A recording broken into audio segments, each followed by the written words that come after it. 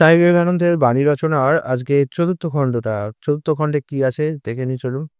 চতুর্থ খণ্ডে ভক্তিযোগ। ভক্তিযোগ কিন্তু কার ভক্তি করব সেই ব্যাপারে কিন্তু কিছু বলা নেই।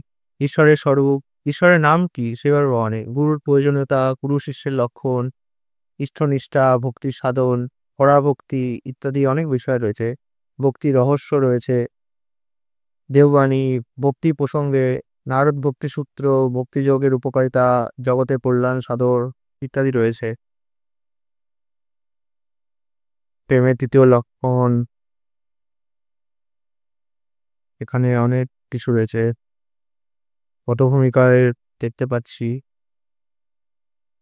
মাংসাশী প্রাণী যেমন সিংহ এক আঘাত করে ক্লান্ত হয়ে পড়ে, কিন্তু সহিষ্ণু বলদ সারাদিন চলেছে, চলতে চলতেই সে খেয়ে ঘুমিয়ে গেছে। চঞ্চল সাদা পিয়াসির ইয়াংকি ভাত খেকো চীনা কুলির সঙ্গে পেরে ওঠে না। আচ্ছা, ইয়াংকি মার্কিন। যতদিন খাদ্যশক্তির প্রাধান্য থাকবে ততদিন মাংস ভোজন প্রচলিত থাকবে, কিন্তু বিজ্ঞানের উন্নতির সঙ্গে সঙ্গে যুদ্ধ বিগ্রহ কমে যাবে, তখন নিরামিষাশীর দল প্রবল হবে। যখন আমরা ভগবানকে ভালোবাসি তখন যেন আমরা নিজেকে দুভাগ করে ফেলি। আমি আমার অন্তরাত্মাকে ভালোবাসি, ঈশ্বর আমাকে সৃষ্টি করেছেন, আবার আমিও ঈশ্বরকে সৃষ্টি করেছি। মানে আমরা ঈশ্বরকে আমাদের অনুরূপ করে সৃষ্টি করে থাকি, আমরা ঈশ্বরকে আমাদের পূর্বজনের সৃষ্টি করে থাকি। ঈশ্বর আমাদের তার দাস করেনি। যখন আমরা জানতে পারি আমরা ঈশ্বরের সঙ্গে এক, ঈশ্বর আমাদের সখা, তখনই প্রকৃত সমবস্থা লাভ হয়, তখনই আমাদের বুঝতে হয় আমরা ঈশ্বরের সঙ্গে এক, আবার এক নয়ও, একে বলে অচিন্ত ভেদাভেদ। ঈশ্বর মানে কি বলবো, আমরা যেহেতু ঈশ্বর থেকে সৃষ্টি হয়েছি তাই ঈশ্বরের যে গুণগুলো সেগুলো আমাদের মধ্যে বর্তমান। যেমন সাগর থেকে যদি আপনারা ১ চামচ জল তুলে নেন, তা যেহেতু ওই জলটা সাগর থেকে এসছে তাই ওই জলের মধ্যেও সেই অণু-পরমাণুগুলো থাকবে, সেই নোনতা ভাব থাকবে যেটা সাগরের মধ্যে রয়েছে। কিন্তু ১ চামচ জল বা ১ মগ জল আর সাগর কিন্তু এক নয়। ১ চামচ জলে আপনি সাগরের অল্প কিছু দেখতে পারবেন। যদিও সাগরের সমস্ত গুণাবলী তার মধ্যে বিদ্যমান, কিন্তু সমস্ত কিছু তার মধ্যে নেইও। যেমন সাগরের মধ্যে অনেক কিছু আছে, মণি-মুক্ত, পাহাড়, পর্বত, তারপরে আগ্নেয়গিরি, প্রচুর প্রাণী রয়েছে, কিন্তু ১ চামচ জলে কিন্তু সে সমস্ত কিছু থাকবে না। তো ঈশ্বর থেকে যেহেতু আমরা এসেছি তাই আমাদের মধ্যেও ঈশ্বরের যা গুণগুলো রয়েছে সেগুলো আমাদের মধ্যেও আছে, কিন্তু অনুপরিমাণে।